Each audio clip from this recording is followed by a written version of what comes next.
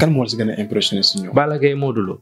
Balla Gaye ak Modou Lo. Est-ce que da nga ko teel a gis bi ñuy doog a dugg wala da nga demee ba ci kanam nga doog a gis ne ñi ils seront de grands champions. Très tôt d'abord si classe bi. na am certitude que ay champions ngi nii. lu tax.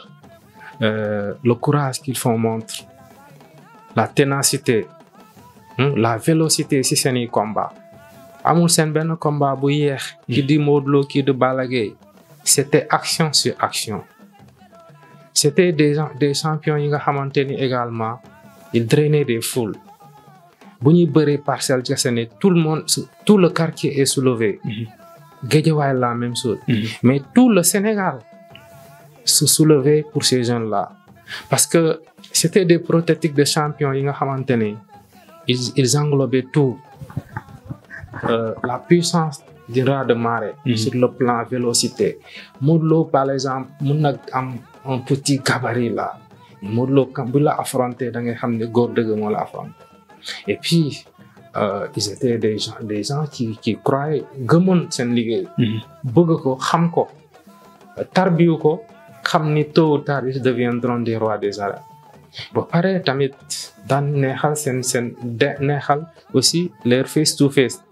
mais lu ma gën a marqué entre ces deux là aussi bokk na ci li nga xamante ni rivalité bi nga xamante ni dañ ko dundal ci làmb ci dañ ko dundal ko làmb parce que pour moi un sport sans rival sans rivaux même dans le foot on va me parler de Ronaldo de Messi xoolal seen rivalité bi muy monté fu mu yóbbu le football à son niveau la rivalité entre Balla Gaye ak Modou Lo dafa yóbbu làmb à un niveau extrême. gis nga ñoom ñaar bi rivalité bi jeexee seen diggante lamb dafa am lu ci manqué. mais quand il était là Modou Lo di def fii Balla Gaye di def que de grands champions on doit leur rendre hommage. jëloon naa sa décision pour écrire un ouvrage sur eux deux. ñoom ñaar je ne peux pas écrire ça si Modou Lo kese. dama ko bind si Balla Gaye kese parce que ñoom ñaar ñoo ma impressionné. te ñoom ñaar kenn mënul dem sans l'autre. ñoom ñaar dañoo faante. ah ouais. Modou Lo il a de l'estime pour Balla Gaye. Balla Gaye il a de l'estime pour Modou Lo. te pourtant ça se voit pas. ça se voit pas bu fekkee yow da nga nekk hors lamb mënoo gis loolu. bu ñu amee année de maturité lañ la loolu ñëw seet si ñoom. mais quand ils étaient fougueux ay jeunes nga xamante ne amuñu maturité l'âge de la maturité c'est important peut-être 35 ans. quand ils ont commencé à avoir 30 ans dans la vie. ils ont commencé à se respecter.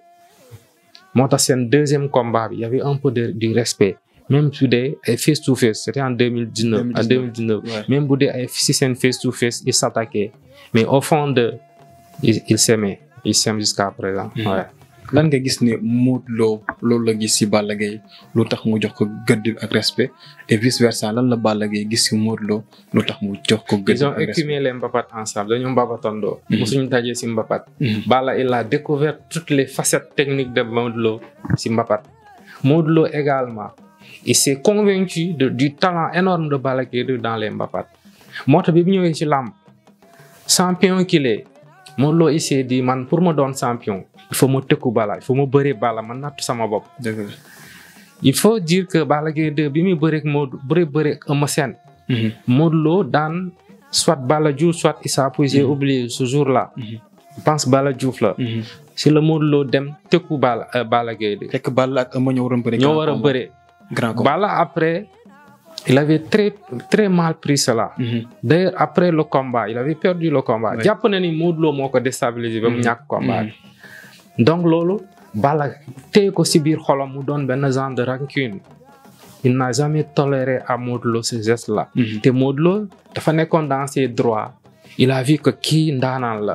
Balla Gaye il a les qualités il a d'énormes qualités techniques physiques entre autres à l'époque. mu ne kii pour ma doon champion il faut ma bëree ak moom. mais bu ko Balla daane il a compris que ndaanaan moo ko daan. Modou Lo est un gagneur est un vainqueur. dans la même saison il s'est rectifié il a pris un lourd Baye Mandione daan ko. même s'il y a eu de la polémique autour de ça. donc c'est des champions on doit leur rendre hommage pendant qu'ils sont en activité ces gens-là ces deux-là. justement pour rester toujours sur ñaar ñooñu Modou ak Balla Gaye sans doute couvrir nga seen premier combat mu nekkoon combat bu am coow combat boo xamante ni ba léegi ñu ngi raconter ni ça fait partie des meilleurs combats de l'histoire du Sénégal naka nga dundee boobule combat. avec beaucoup avant, pendant et après. avec beaucoup de passion. avec beaucoup de fierté également. Donc lan moo tax beaucoup de passion parce que c'était un derby Parcelles Guédiawaye. En dehors de l'aspect sportif du combat bi dafa amoon un aspect purement politique. À Guédiawaye à l'époque on vivait la montée en puissance du responsable politique Malick Gakou ki nga xamante ni woon amoon na générosité ci lamb ci acteur lamb di leen jàppale. Il avait une certaine accointance avec Balla Gaye di ko jàppale di ko daan. Ce jour l'odeur du combat hélico la wàcc la naawal si arène nationale. moom Malick Gakou. Il était même prévu que Balla Gaye wàcce ak hélico dans la lutte. Regarde-moi cette imagination-là. Regarde-moi ce rêve-là qu'on nous a vendu autour de ce combat. Mais aussi ñu rendre hommage au promoteur Luc Nicolaï qui a la sensation des combats explosifs. Combat yi nga xamante ne daf ñuy am passion. Combat bi balaa muy taxaw y a eu 3 promoteurs dessus. ñetti promoteurs ñu nekkoon ci combat boobu. Le promoteur Ndeye Ndiaye Tyson. La promotrice Ndeye Ndiaye Tyson. bëggoon combat bi. balaa mu siy wax fa Serigne Modou Niang ñëw. ñi xëy na 30 millions. qui dem fait 35 millions Luc Nicolaï qui était beaucoup plus balèze financièrement mu xëcc ñaari fee leen 40 millions am na ñu ne sax il les a payé plus. Donc le combat c'est vendu de lui-même à partir de la concurrence entre ces promoteurs là. Donc bu ñëwee si kii bi ñaari champions yi dem waaj préparer ils ont commencé à voyager. bu ñu à leur retour pour la première fois ngay dem seeni entraînement c'était payant. Non c'était extraordinaire. Est-ce que du moment boobu la lamb commencé dugg ci beneen ère. Ouais. Carrément. bi muy dugg ci beneen ère d'abord c'était avec le CLAF en 2006-2007. D'accord. Avec Gaston Production. Il a beaucoup de mérite. bi mu ñëwee créer CLAF. Ces jeunes-là ils n'avaient même pas 2 millions 3 millions. këpp leen 20 millions. sur 3 combats. beaucoup sax dañ jaar foofu dof parce que mosuñu am ce montant financier là. C'est pour cela quand je vois certains comme Tafa Boy Bambara il n'a pas une certaine réalisation alors que laal na 20 millions ci combat ci tournoi boobu noonu damay am lu ma metti. Balla Gaye 2 c'est avec ce CLAF là qu'il a eu sa première maison à Golf. tabax ko commencé am oto. Donc combat boobu c'est vrai c'est le CLAF mais combat boobu niveau bu mu yóbbu lamb ci. créer waat de l'engouement autour des sponsors.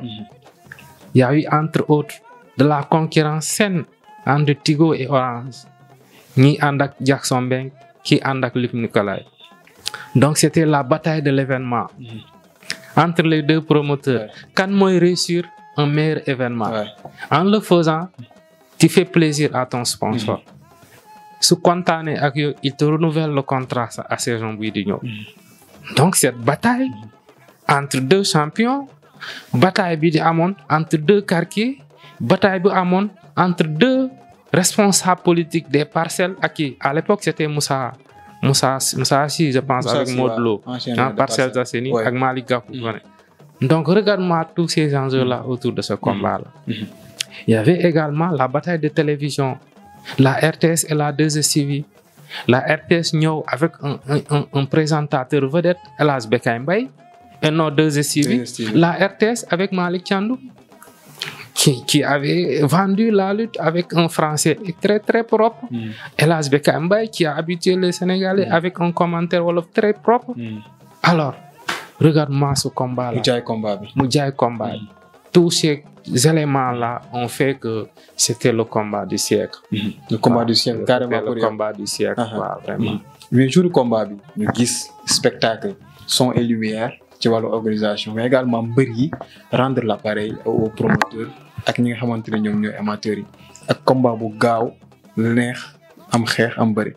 Noo jàngatee loolu. Ce 21 mars 2010. restera gravé dans nos mémoires.